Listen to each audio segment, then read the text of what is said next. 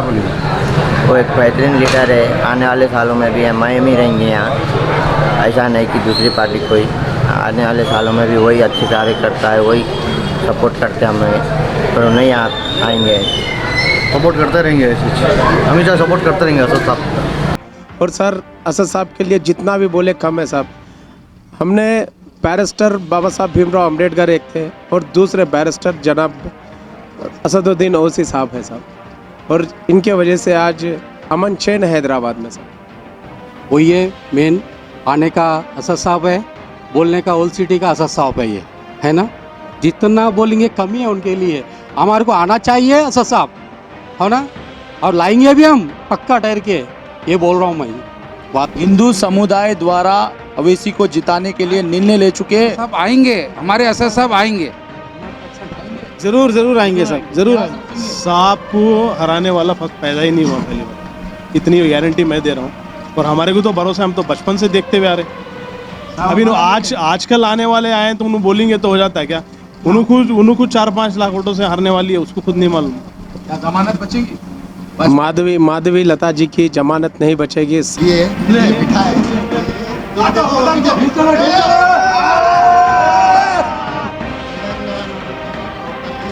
खत्म। हैदराबाद में सिर्फ पतंग पतंग पतंग पतंग, बीजेपी खत्म। कहो दिल से पतंग, असदुद्दीन ओवैसी फिर से जिंदाबाद। कहो दिल से असदुद्दीन ओवैसी फिर से, कहो दिल से असदुद्दीन ओवैसी फिर से, कहो दिल से असदुद्दीन ओवैसी फिर से।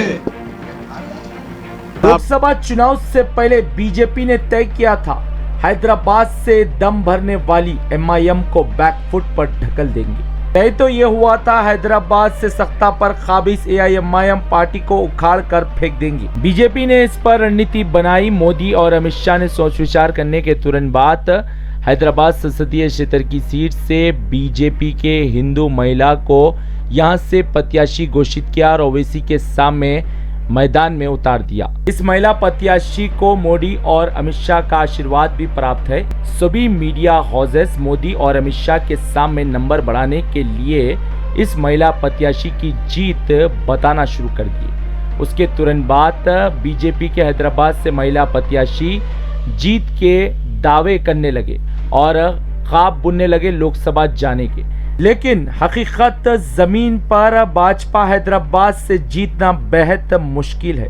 बीजेपी की राह बेहद ही हैदराबाद में मुश्किल है। पहले आपको हैदराबाद की सीट का गणित समझाते हैं। हैदराबाद में मुसलमानों की कुल आबादी 60% है, हिंदू समुदाय की कुल आबादी 35% है, SC ST 5% है। एवं हैदराबाद की सीट पर बीजेपी जो जीत का दम भर रही है, बीजेपी हैदराबाद के 35% हिंदू समुदाय के वोट और वहीं शिया मुस्लिम्स के कुछ लोगों का आशीर्वाद प्राप्त करके बीजेपी के महिला प्रत्याशी जीत का दम भर रहे हैं। ये शिया समुदाय के वो लोग हैं जो शिया सुन्नी में खाई डालने का प्रयास करना चाहते हैं, क्योंकि शिया समुदाय के धर्म गुरुओं ने असदुद्दीन ओवैसी को खुलकर समर्थन दिया है और यही कहा कि एआईएमआईएम पार्टी रहने से हमारे कार्य मुमकिन हुए हैं। शिया समुदाय के धर्मगुरुओं ने यह भी कहा कि एआईएमआईएम होने के कारण ही कोविड-19 के समय जब लॉकडाउन था, उस समय भी मुहर्रम का जुलूस हैदराबाद में निकाला गया था। लोग ने कहा कि ये असदुद्दीन ओवैसी अकबरुद्दीन ओवैसी की संकल्प शक्ति का ही कमाल है, जो कि हैदराबाद में जुलूस निकाला गया, मातम हुआ, आजादारी हुई शांतिपूर्ण तरीके से। एवं शिया समुदाय के धर्मगुरुओं ने यह भी कहा कि हैदराबाद में मुहर्रम के 2 महीने 8 दिन एआईएमआईएम पार्टी द्वारा ही कार्य करवाए जाते हैं, नए सड़कों के निर्माण कार्य होते हैं और अच्छी से अच्छी व्यवस्थाएं प्राप्त होती है और सरकार से भी इसके लिए बजट स्वीकृत होता है। शिया समुदाय के धर्मगुरुओं ने असदुद्दीन ओवैसी अकबरुद्दीन ओवैसी का आभार व्यक्त किया। शिया धर्मगुरुओं ने यह भी कहा कि असदुद्दीन ओवैसी ने कभी हमें निराश नहीं किया, जबकि हम संख्या में बेहद ही कम है। हमारी कम्युनिटी से असदुद्दीन ओवैसी ने एक MLC दिया, एक नगर सेवक दिया और शिया वक्फ बोर्ड मेंबर दिया। ये असदुद्दीन ओवैसी की मानसिकता है, कितनी अच्छी मानसिकता है ये दर्शाता है। अब बीजेपी का खेल पूरी तरीके से समाप्त हो गया है। ना अमित शाह का जादू चला, ना कोई भाजपा के दिग्गज हैदराबाद आने के लिए तैयार हुए, क्योंकि यहाँ पर जिस हिंदू समुदाय के दम पर बीजेपी हैदराबाद से जीतकर लोकसभा जाने का जो सपना बुन रही थी, वो सपना चिकनाचूर हो गया है, क्योंकि असदुद्दीन अवैसी को हैदराबाद के सभी वर्गों का आशीर्वाद प्राप्त है। असदुद्दीन अवैसी के लिए हिंदू समुदाय ने कहा कि गणेश चतुर्थी और 12 रबीउल अव्वल एक ही दिन 2 त्योहार आए थे। पुलिस प्रशासन और सरकार बेहद ही परेशान थे। असदुद्दीन अवैसी ने मुस्लिम समुदाय के धर्मगुरुओं के साथ उच्च स्तरीय बैठक की और निर्णय लिया कि दारुस्सलाम का जलसा 11 रबीउल अव्वल को नहीं होगा, उससे पहले होगा, और वहीं 12 रबीउल अव्वल का जुलूस भी आगे बढ़ाकर निकाला जाएगा। ओवैसी ने यह निर्णय लिया। ओवैसी ने यह निर्णय लेकर शांति और प्रेम का संदेश भारत में दिया। हिंदू समुदाय के लोगों ने कहा, असदुद्दीन अवैसी जैसे नेता भारत में अगर चिराग लेके ढूंढे भी तो नहीं मिलेंगे। ये नेता है और ये नेता अपने आप को कभी नहीं समझते, एक सामान्य व्यक्ति की तरह जनता की सेवा करते हैं। अब ये तस्वीर साफ हो चुकी है कि हैदराबाद की सीट पर फिर एक बार एआईएमआईएम का हरा लहराएगा परचम, क्योंकि भाजपा जो सपने बुन रही थी जिस वोट के सहारे, अब वो वोट भी खिसक गया है एआईएमआईएम के पाले में। एआईएमआईएम पार्टी ने जिस प्रकार से विकास और प्रगति करवाई, जिस प्रकार से सभी वर्गों का ख्याल रखा, आज असदुद्दीन अवैसी को सभी वर्गों का आशीर्वाद प्राप्त हो रहा है। असदुद्दीन अवैसी के लिए सभी वर्ग यही प्रयास कर रहे हैं कि असदुद्दीन अवैसी की जीत ऐतिहासिक जीत हो। हैदराबाद की सीट पर बीजेपी के महिला प्रत्याशी का जबरदस्त माहौल बनाने के लिए हर दिग्गज पत्रकारों ने हर प्रयास किया, लेकिन असदुद्दीन अवैसी की मजबूत उपस्थिति और एआईएमआईएम की जबरदस्त लहर सभी को लेकर बह गई। ना दिल मिले ना विचार मिले। जहां तैयार किया गया था असदुद्दीन अवैसी के खिलाफ षड्यंत्र, अब वो बीजेपी के ऊपर ही भारी पड़ गया है। वहीं विधायक जुल्फिकार अली ने चारमीनार निर्वाचन क्षेत्र के अधिकतर क्षेत्रों में ओवैसी के लिए जनसंपर्क अभियान चलाते हुए घर घर जाकर ओवैसी के लिए आशीर्वाद मांगा। विधायक जुल्फिकार अली ने चारमीनार विधानसभा के अधिकतर मुस्लिम धर्मगुरुओं से मिलकर भी ओवैसी के लिए आशीर्वाद मांगा, जिसमें जामे निजामिया भी विधायक ने प्रवेश किया था और मुस्लिम धर्मगुरुओं से मिलकर ओवैसी के लिए आशीर्वाद मांगा था। इस समय विधायक जुल्फिकार अली ने सभी से अपील की है कि एआईएमआईएम पार्टी को मजबूत करने के लिए और विकास की गति को आगे बढ़ाने के लिए ओवैसी को ऐतिहासिक जीत दिलाने के लिए पतंग को वोट देना है। इन्होंने कहा 13 में बेहद ही करीब है, एक एक वोट पतंग को दे और असदुद्दीन अवैसी को ऐतिहासिक जीत दिलाए। ब्यूरो रिपोर्ट, भारत की तरक्की।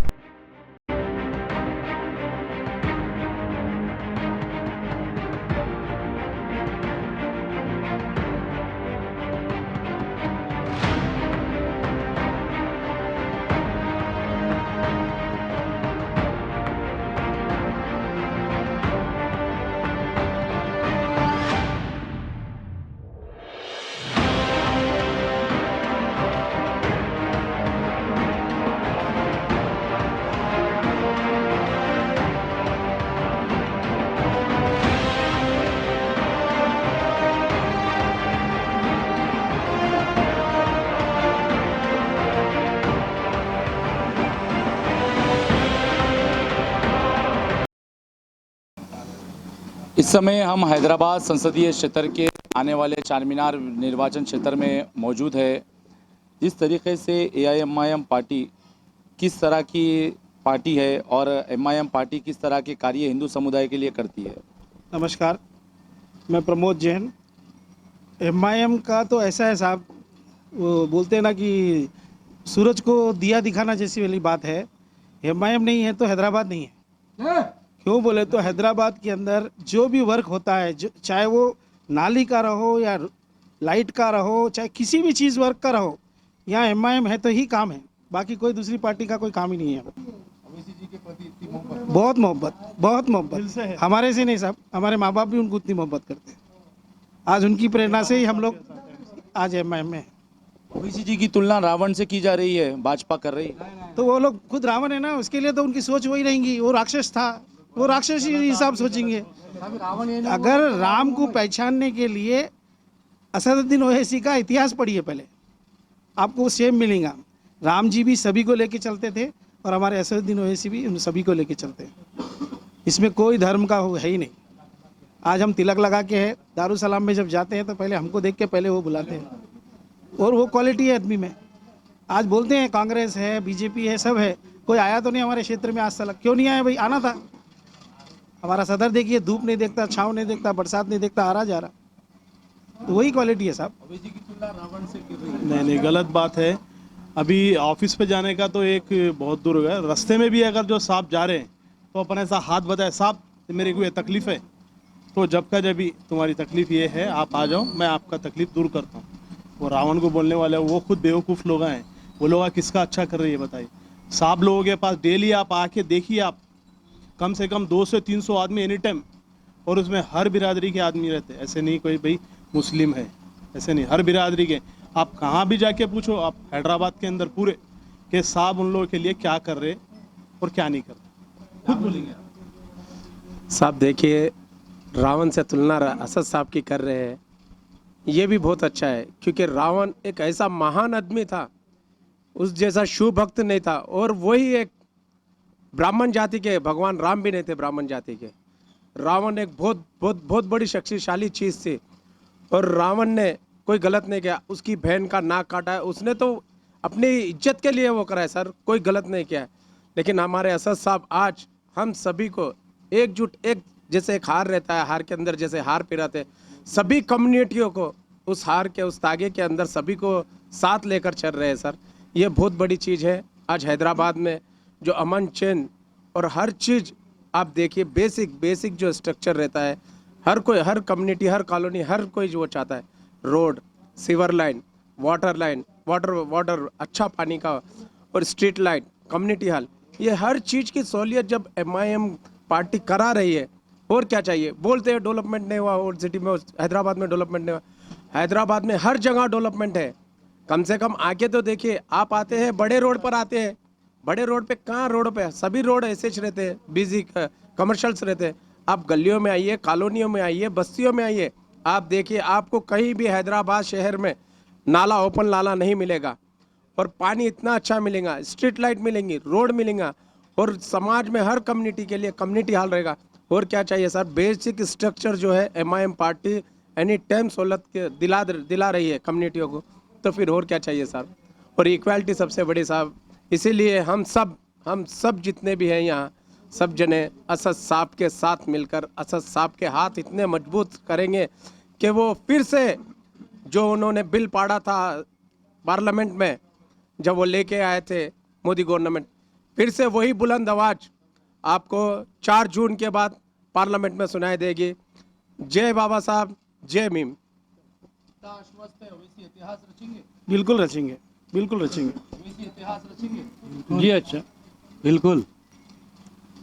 एक अंतिम प्रश्न, जिस प्रकार से हैदराबाद में एक दोनों त्यौहार एक साथ आए थे, कुछ दिन पहले का समय था, उस समय पुलिस प्रशासन भी बहुत ही परेशान था, गणेश चतुर्थी और 12 रबीउल अव्वल। इस समय क्या AIMIM पार्टी का अहम रोल था इसमें, जो जुलूस को आगे बढ़ाया गया था? बहुत अच्छा सवाल करे साहब आप। उसका तो मैं बहुत बड़ा प्रत्यक्षी हूँ।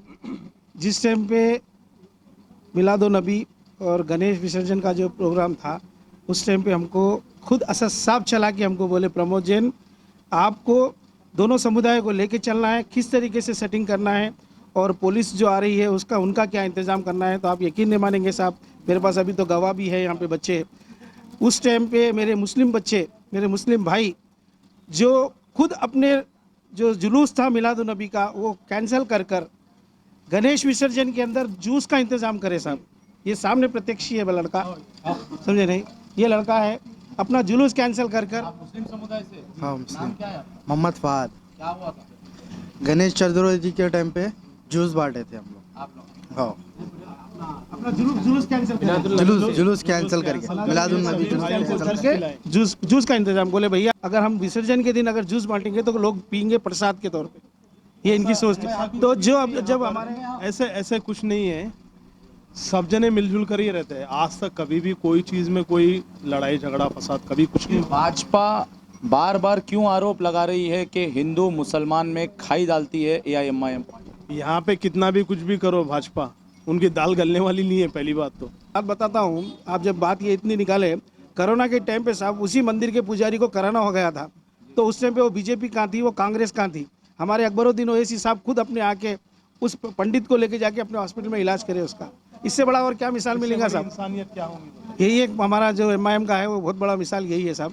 इसीलिए असदुद्दीन ओवैसी हमेशा आगे है, आगे ही रहेंगे। हिंदुओं के प्रति कोई मोहब्बत नहीं, किसको? भाजपा को। हिंदू के प्रति होती तो वो पंडित बेचारा सड़ रहा था ना साहब, उस टाइम पे क्यों ख्याल नहीं आया? क्या वहाँ पे क्या बीजेपी के मेंबर्स नहीं थे? फिर वो लोग लगाना था हाथ। अकबरुद्दीन ओवैसी खुद चला के जाके और हॉस्पिटल में एडमिट करके उनका इलाज करें।